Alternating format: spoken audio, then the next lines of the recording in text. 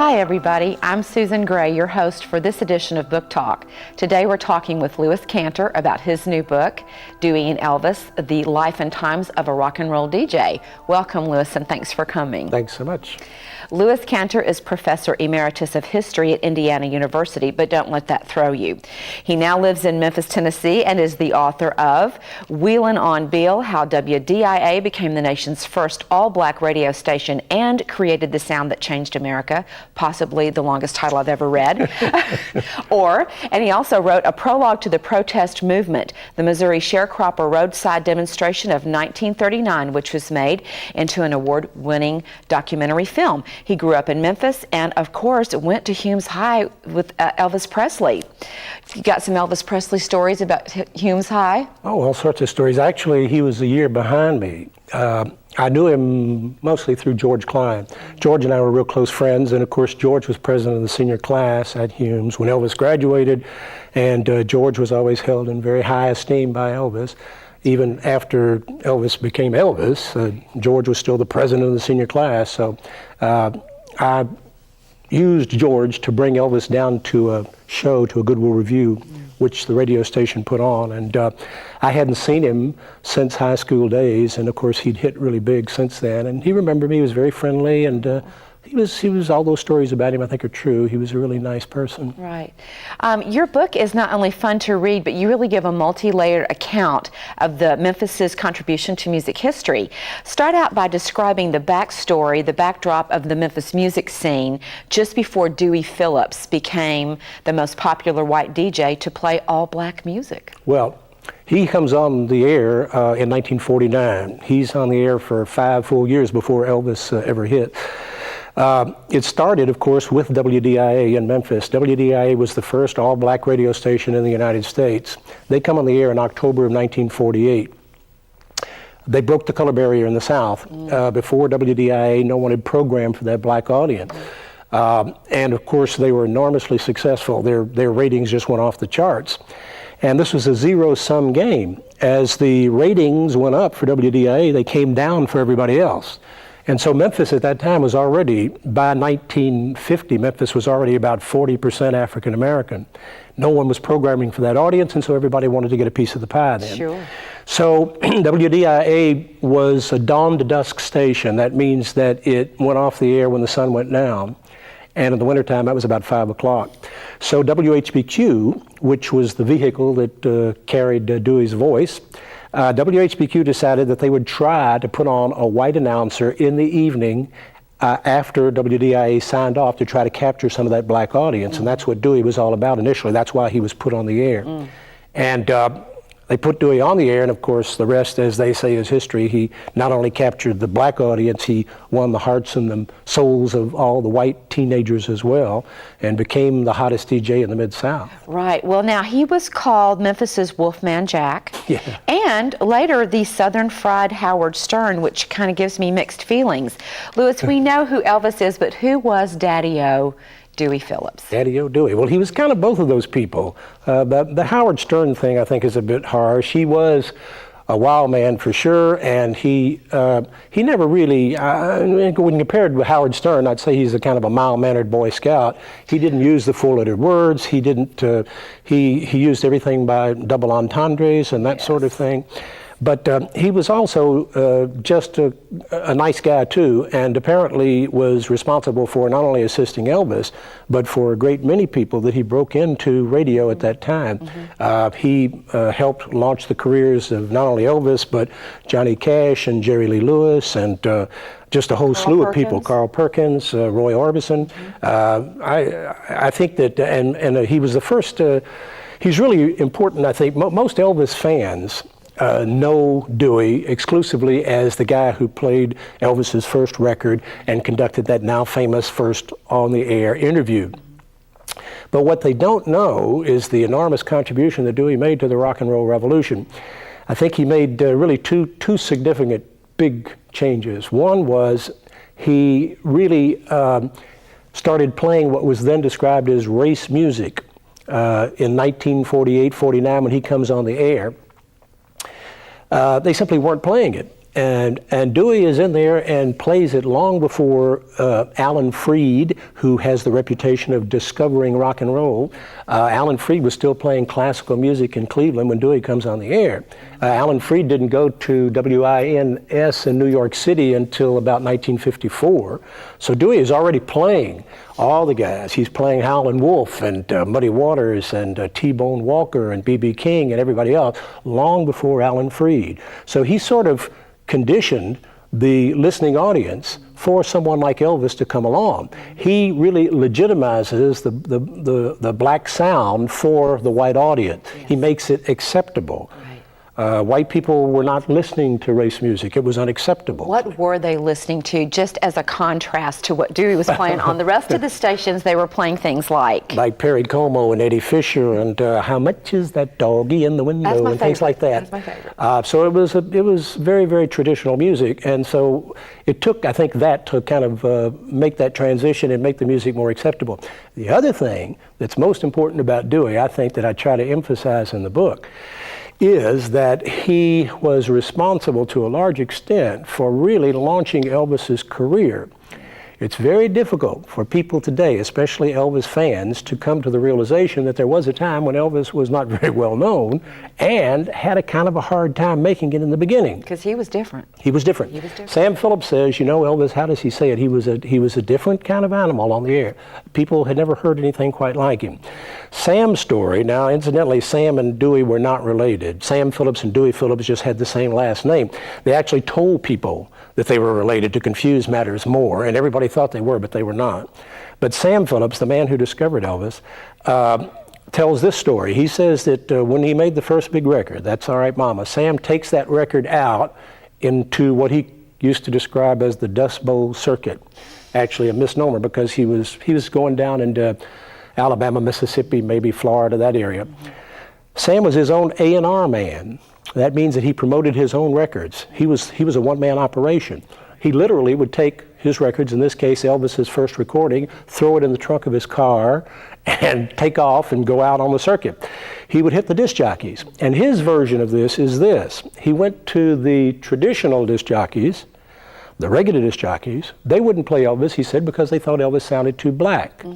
He went to the black disc jockeys, and they didn't want to play Elvis because he sounded too country. He comes back to Memphis only to discover that it's Dewey Phillips who has really gotten Elvis very, very hot in Memphis. And of course, it's Dewey who really almost becomes evangelical about him, promoting him not just on the air, but also he had sock hops. He took him around to high schools to speak. And Elvis wasn't real sure he was going to make it easier. The point I make in the book is that he refused to quit his day job. He was still working, driving that truck for, what was it, RC Crown or something? Tasty Bakery or something. And I think it was RC Crown. But anyway, he was still doing that because he didn't know for sure that he was going to make it. So of course, every Elvis fan is going to say Elvis would have made it without Dewey, and I certainly wouldn't. When you think about the times, that's not necessarily. He had an enormous talent, and of course he probably would have, but in fact there was that period when folks weren't sure. Right, right.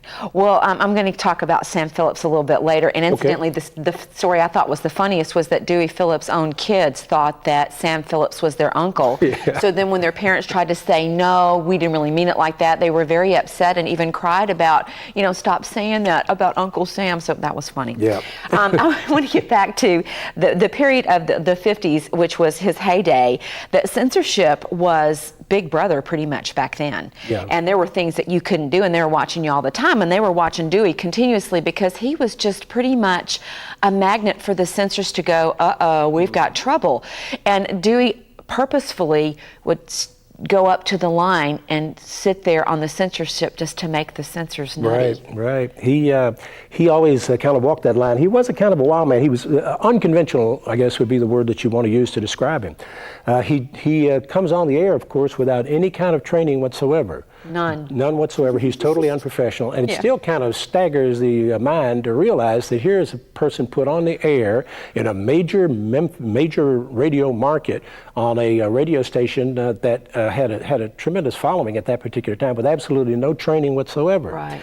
And he, of course, couldn't even read a commercial. They gave him, George Klein worked, incidentally, George who a great many Memphians know as a radio and television entertainer in his own right.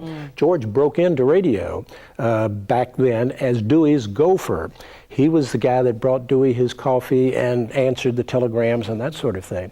And George was mostly responsible for passing along a lot of the stories. He was very helpful to me in writing the book, passing along a lot of the stories about Dewey in those early days.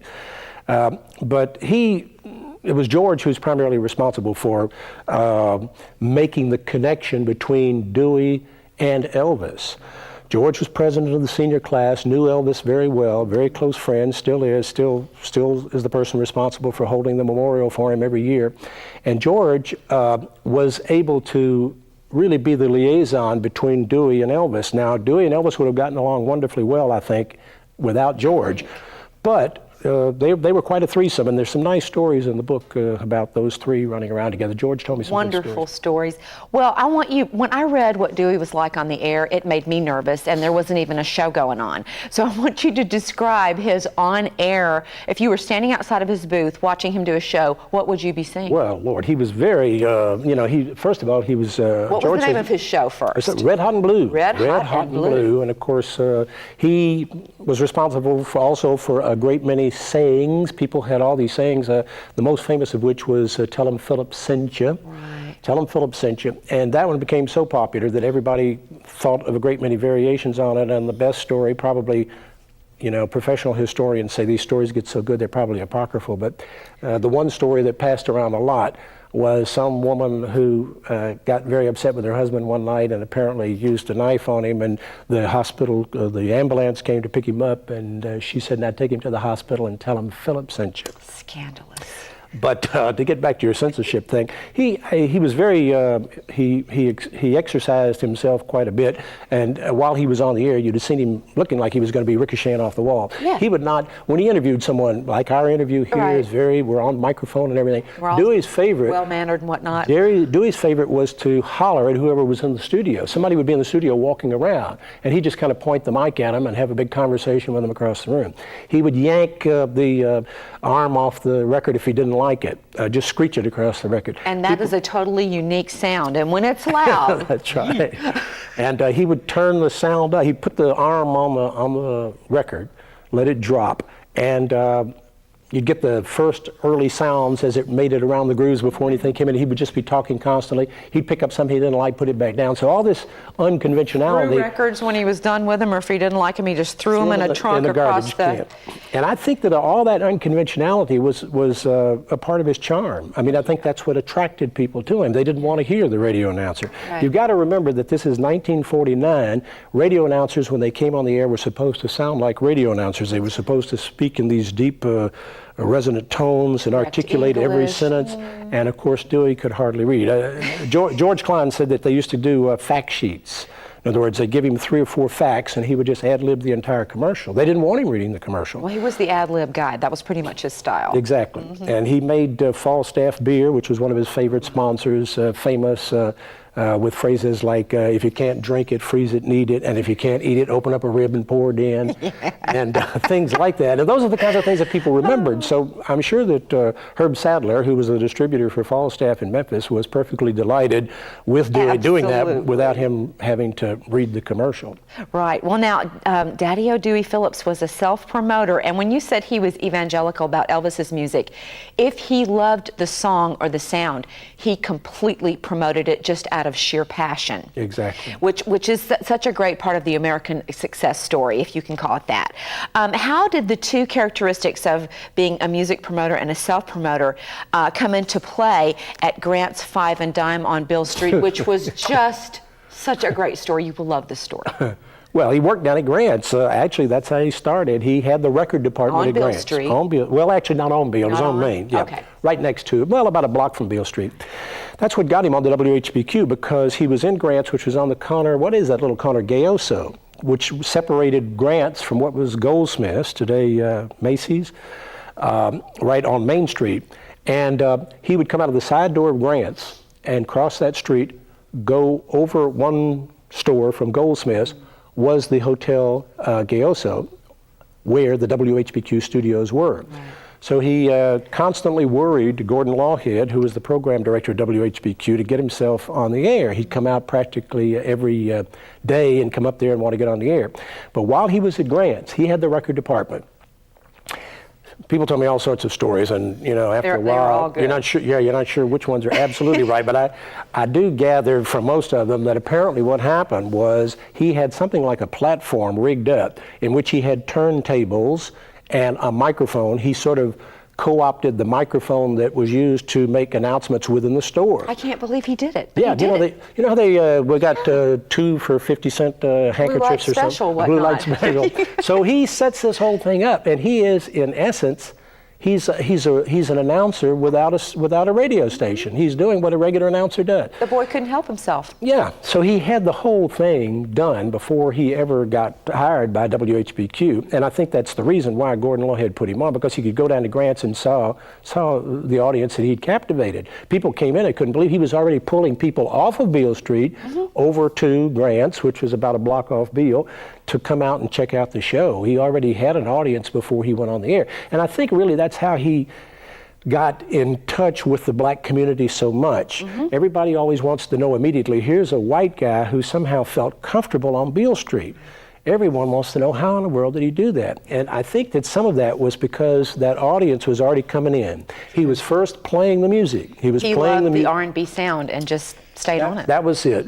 He had the love for the rhythm and blues music, and I think that's what made him feel comfortable with the black people. Black people felt comfortable with him, and for that reason, I think he was already well known in the black community while he was at Grant's. And of course, once he got on the air, Dot Phillips, his widow, who incidentally just recently passed away within the last couple of months, told me wonderful stories about him. She said, you'd go down Beale Street with Dewey, and you'd think he was the mayor of the town. Right. She met him at Grant's. She'd meet him at Grant's, that's right. That's where they got together. Love story. Right across the street.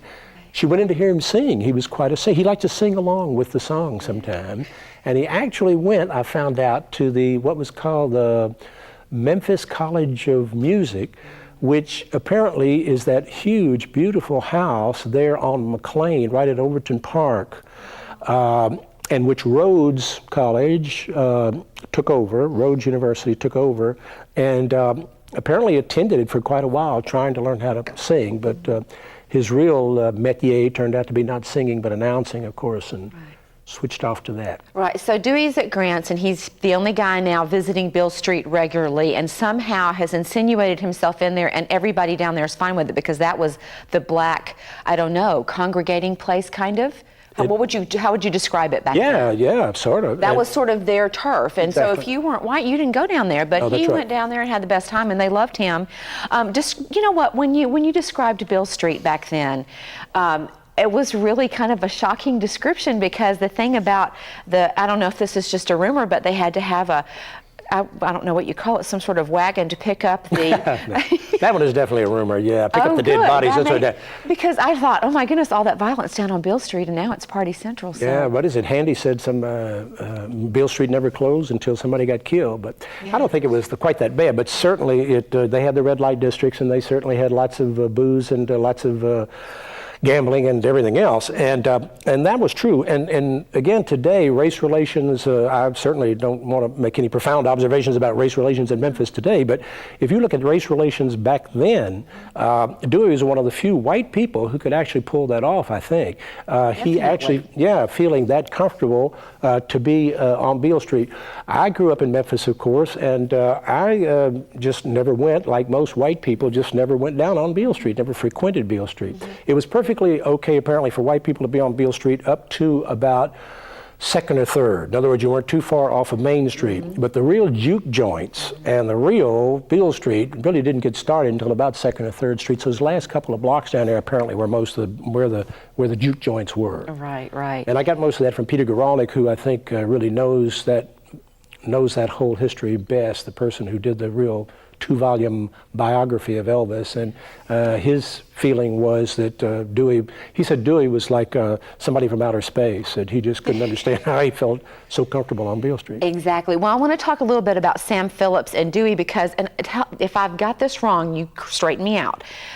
Dewey's got his radio show and he's rocking along. Sam Phillips is cutting records, practically taking them off his recording whatever and hand delivering the record over to Dewey. So things are going with no promotion whatsoever from record making straight to the radio station. And if Dewey liked it, you were pretty much going to make it. And you got it exactly right. That's just what he did. Sam had the old acetate machine in the Sun record shop. What they had, this of course is in the day before, he even had this in the days before tape was so widely disseminated that it was relatively cheap. One of the greatest stories about Sam is that he actually recorded over some of those early Elvis songs when Elvis made it big because he wanted to save the tapes because the tapes were expensive. And of course, an early Elvis song now would be worth millions. The man just didn't know. Didn't know. But Sam would record this on an acetate machine, and that was the master. Yeah. And then he would immediately take the master down to WHBQ and let Dewey play it in the big test. And if Dewey liked it, that was it. His favorite phrase was call Sam. Call Sam meant call Sam Phillips because this one's going to hit. And if he predicted a hit, they said if it hit in Memphis, if Dewey predicted it would be a hit, it would hit nationally. And sure enough, that's what happened most of the time. He didn't miss it very often. But he certainly got that reputation. So Sam and Dewey had that thing where he had that jump on everybody else at Sun Records. And that, I think, led to a lot of charges about payola and about some kind of hanky-panky going on with Sam and Dewey. Right. But there was really no need for that. There was really no need for that because, of course, most of the time, they complemented each other so well. I mean, Dewey was happy to get, you didn't have to pay Dewey anything. He felt great that he could introduce Elvis Presley, he could introduce Carl Perkins, he could introduce Johnny Cash. And to get played for the first time, Jerry Lee Lewis is going to be played on Dewey Phillips' show for the first time. Was a reward enough for him. Exactly. Well, all right. What year did Dewey meet Elvis, and how old were they? Because they weren't the same age when they met. No. Elvis, this is 1954, so Elvis would have been roughly about, when he hits, he's roughly, what is he born, 35, so he's like 19, is that right? He's 19. Dewey's already about 25, 26 years old. He's an older man. Right. And a lot of people are of the opinion that Elvis was lollygagging around down on Beale Street when he first arrives in Memphis and going into the juke joints and that sort of thing and getting the black music, but I don't know. And Peter Guralnick knows a lot more about this than I do, and Peter can't buy that story either. He says he thinks Elvis felt a lot more comfortable after he got his first record and went down there with Dewey Phillips. Dewey took Elvis down to most of those places. Dewey really introduced him to the juke joints on Beale Street and so on. I just don't, I can't imagine Elvis as a 13, 14-year-old kid arriving from Mississippi, suddenly going to, he was into the black music, no question about it. He already had that. When I brought him to the Goodwill Review, one of the first things I asked him was, did he listen to the station? Did he listen to WDIA? And he told me that he listened to WDIA all the time, loved the black music, not only the rhythm and blues, but the black gospel music as well, which was DIA played about half rhythm and blues and about half gospel. So he was already listening to the station, but I think there's a big difference between listening to the music on the radio and actually going into the black juke joints on Beale Street. Right. Well, so Elvis and Dewey, now their careers are moving forward very quickly. Elvis goes on to Hollywood after his music hits big. Now he's making movies. I just want you to just sort of contrast Dewey with Elvis in Memphis and Dewey with Elvis in Hollywood, because he was different there. He was different in Hollywood. Actually, that's when they first started, relations first started getting strained between Dewey and Elvis. Yeah. Dewey got bad at the end. He had several big automobile wrecks and messed up his leg very bad. He walked with that very obvious limp. And he took a lot of pain pills. Apparently he had tremendous pain all the time. They gave him sort of, the doctors, as I understand it, gave him an option of either having the leg amputated or having a lifetime of pain, and he chose to have a lifetime of pain. So he was already taking pain pills. He already had a reputation for being a bit of a boozer, and he started mixing, I think, the liquor and the pain pills, and it was just a toxic combination. Absolutely. He got very, very bad at the end, and everybody, including Elvis, finally had to turn on him. Elvis was wonderful toward Dewey at the end. I must say, to Elvis's everlasting credit, he and Sam Phillips tried desperately to help him out, but nobody could deal with Dewey at the end. And it all started in Hollywood, to answer your question. He went out to Hollywood. Elvis had him come out going to show him all around. And of course, there's several incidents where they go to the Moulin Rouge or someplace, and they introduce Elvis, and Dewey is already drinking, stands up, and kind of takes the camera away from him. I thought the Yul Brynner thing was like, oh my God, Dewey, shut up. Yeah, the Yul Brynner story is that he said something to the effect that, he was awfully short, and Elvis felt terrible. Right to his face, and Elvis had to apologize for that. But he got very bad at the end, and Elvis continued to help Dewey even after he couldn't even deal with him, and Sam Phillips did the same thing. And this is, as I say, is to his everlasting credit, because at first, they were just simply trying to get some money to him because he was getting basically unemployed, and of course getting in really bad shape. He lost his TV show, lost the radio show. I mean, that was a crash, his total crash right then. After that, And they tried to get some money to him, but of course, what they were doing. This is in the days before we even had terms like enablers, but they were really enabling him. Of course, the money he took would just usually get spent up on the liquor. So and I got the feeling that Memphis cops did that during those accident things too, but I don't know. So that's right. That's right. He was so popular that nobody could say. And he and Elvis suffered that way, I think, too, in the same way toward the end. On that note, because we're running out of time, I just wanted you to make a couple of parallels, because there were so many between the way Elvis's life went and Dewey's life, and their characters. Like, they both considered their mothers the most important person of all time ever, perhaps even before God. And then they were both extremely generous. Exactly. Other parallels. Well, they both at the end had that trouble with the drugs. In the case of Elvis, of course, men with so much to offer. They couldn't. I don't think there was anybody around to say no. They had yes men around them all the time. It was very difficult. What are you going to say to Elvis Presley? You're going to say no to the king? Yeah, no. And the same was true with Elvis. Everyone just sort of pampered them, and of course they needed some discipline at that point. They're really kind of tragic figures, both Elvis and Dewey, to be pitied, I think. This was in the days, of course, before detox programs and that sort of thing, and people just didn't quite know what to do with them. But they both had that quality of recognizing the goodness in people, promoting that, and I think that Dewey, they shared that characteristic trait for sure. Absolutely. Now, before we close, I want you to tell us what you think Dewey Phillips' legacy and contribution to music history Good Lord. is. That's a big one for a quick summary. How about a minute? I think the 2 points I made earlier, that one, that he really kind of legitimized the race music sound for the white mainstream audience. He made it mainstream. He really set the stage for Elvis. Right. I mean, Sam Phillips said, give me a white guy who can sound like a black guy, I'll make $1 zillion. Dewey had already kind of had the white folks listening to the black sound, and so Elvis just kicked right in on it. And the other major contribution is, as I have already emphasized, I think he was mostly responsible for really getting Elvis going in those early days before, when Elvis Presley nobody had ever heard of, Sam Phillips nobody had ever heard of. Dewey Phillips was the biggest name in the world. Absolutely. Louis, thanks so much for a great read in Dewey and Elvis, and thanks for being with us today. If you love Elvis, the Memphis music scene, the history of rock and roll, then Dewey and Elvis is a book that will thrill you. We thank you for joining us today on Book Talk, and we'll see you next time.